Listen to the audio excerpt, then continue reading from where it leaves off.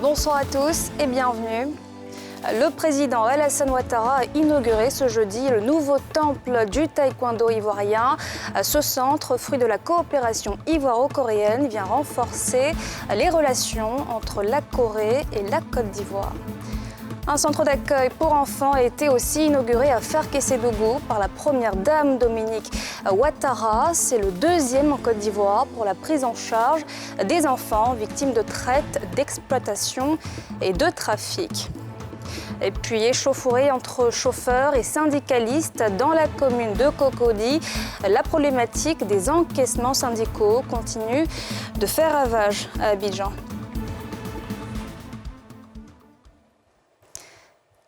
Un centre sportif principalement dédié au taekwondo a été inauguré par le président Alassane Ouattara, fruit de la coopération ivoiro-coréenne.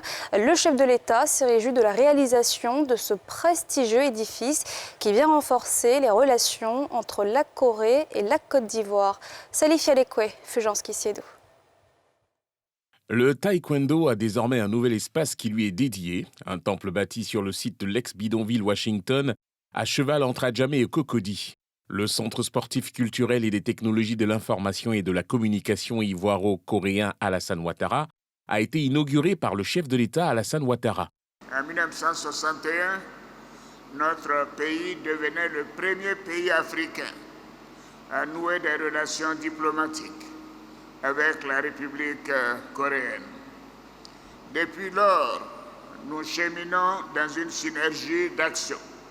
Les échanges qualitatifs que nous avons poursuivis à la suite du président Félix Houphouët-Boigny nous donnent aujourd'hui l'occasion d'inaugurer ce bel et prestigieux édifice. Cette inauguration avait une allure de fête avec à la clé des pans culturels des deux pays. D'une valeur de 6,5 milliards. La République de Corée, par le truchement de l'agence coréenne KOICA, a apporté un financement à hauteur de 5,2 milliards et la contrepartie ivoirienne sur ce projet est de 1,3 milliard. Pour l'ambassadeur de la Corée en Côte d'Ivoire, Lee Sang-ryul, ce centre va renforcer l'amitié, la fraternité entre les deux pays. L'infrastructure réjouit l'ensemble des acteurs sportifs. Vraiment, c'est un rêve que nous caressions depuis très longtemps. Nous avons fait le taekwondo depuis notre jeune âge. Nous avons fait des compétitions internationales. J'étais à l'équipe nationale où j'ai fait des championnats du monde à travers plusieurs pays du monde. Et nous n'avions pas un joyau comme ça en Côte d'Ivoire où nous préparer, où nous entraîner sérieusement. Nous sommes aujourd'hui en train de mettre en place en tout cas une stratégie d'entretien en tout cas de toutes ces infrastructures. C'est beaucoup d'argent qui sont rentrés dans ces infrastructures-là. Donc il faut mettre un point d'honneur sur l'entretien, sur la maintenance.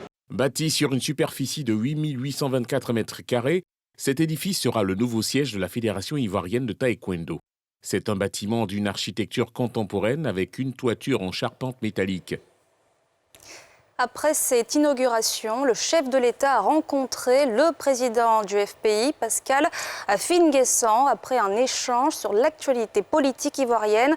Ce dernier a plaidé pour la réintégration de certains de ses militants dans la fonction publique et assuré la disponibilité de son parti pour l'intérêt national. Les précisions de Pierre Dipomélin et Fulgence Kissiedo. Plaidoyer du président du Front populaire ivoirien en faveur de ses militants arrêtés lors des violents affrontements de la crise post-électorale de la présidentielle de 2020.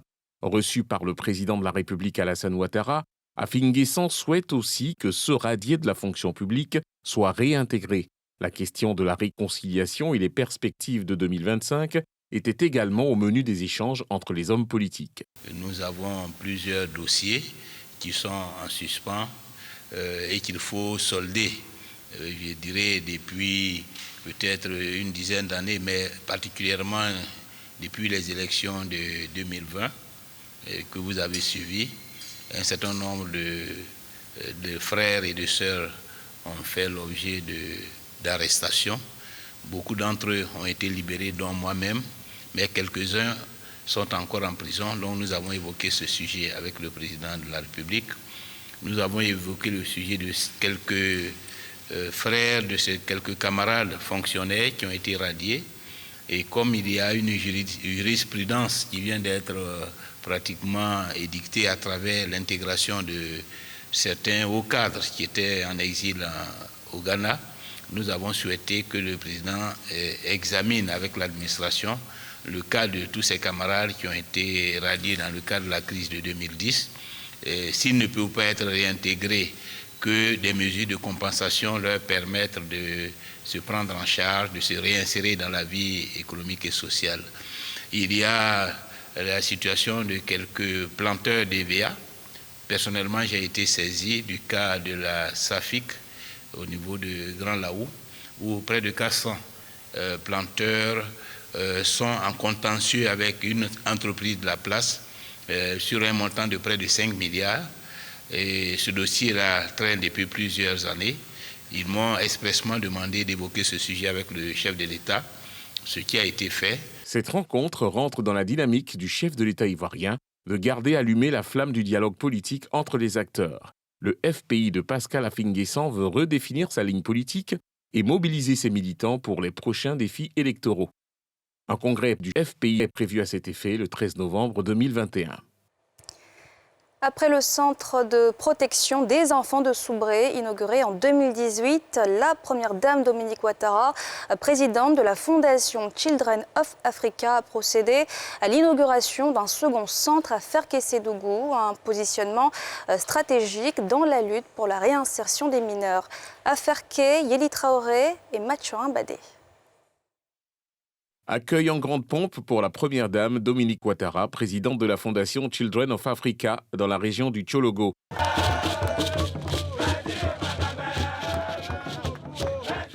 De l'aéroport de Korogo à Ferkessédougou, en passant par Sinématiali, les populations sont massivement sorties pour accueillir la première dame.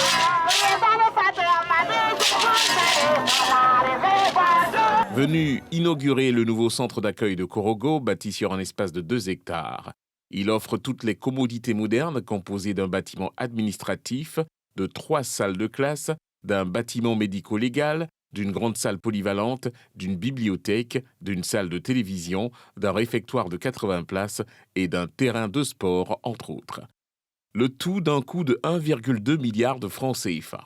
Madame la Première Dame, les populations de la région du Tchologo sont heureuses de vous accueillir ce matin.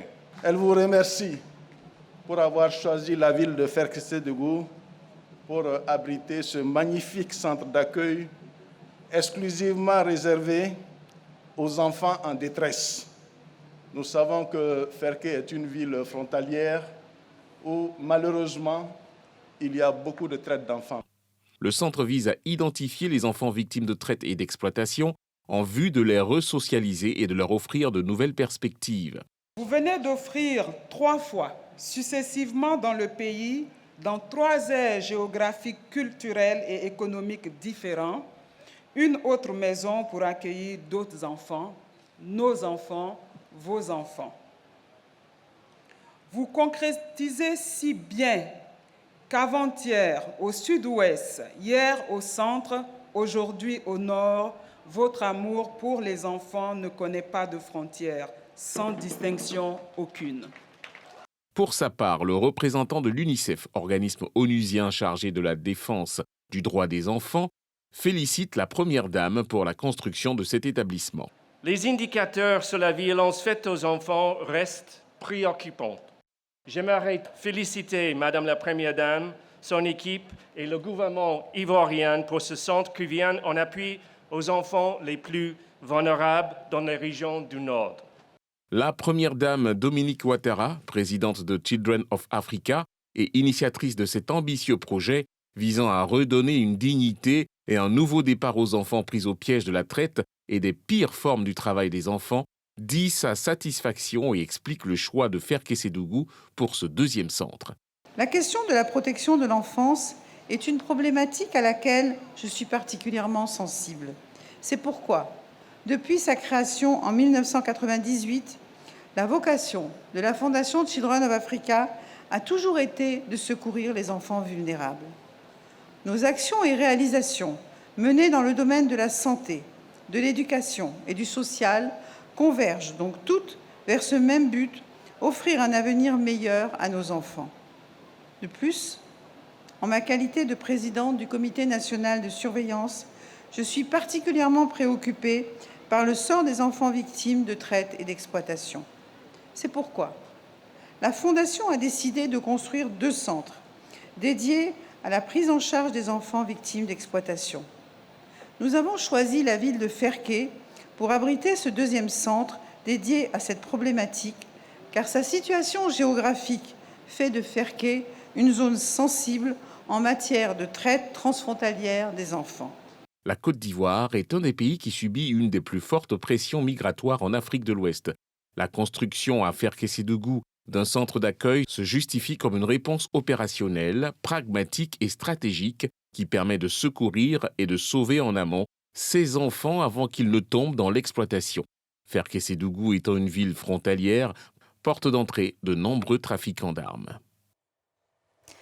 La colère des chauffeurs de Gbaka dans la commune de Cocody sur fond d'encaissements syndicaux. Ils dénoncent un racket des Niambro, une colère qui s'est transformée en échauffourée ce jeudi entre chauffeurs et syndicalistes, mais qui s'est rapidement calmée.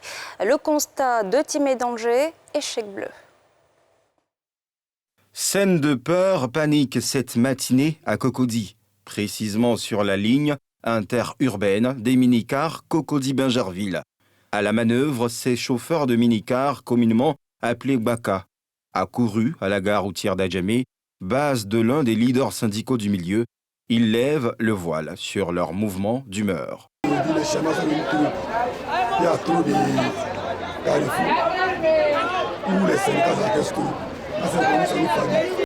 Leur hôte désapprouve la manière d'opposer le différent.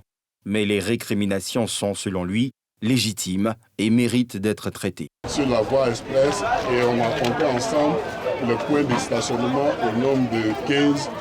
Et tous ces points de stationnement, les gens les enquêtent sur tous ces points. Ce n'est pas normal d'exagérer. À Cocody, théâtre de la Rix, le calme était revenu moins d'1 heure après. Chauffeurs non grévistes et autres usagers, pris de court, avaient repris le volant et vaquaient tranquillement à leurs activités.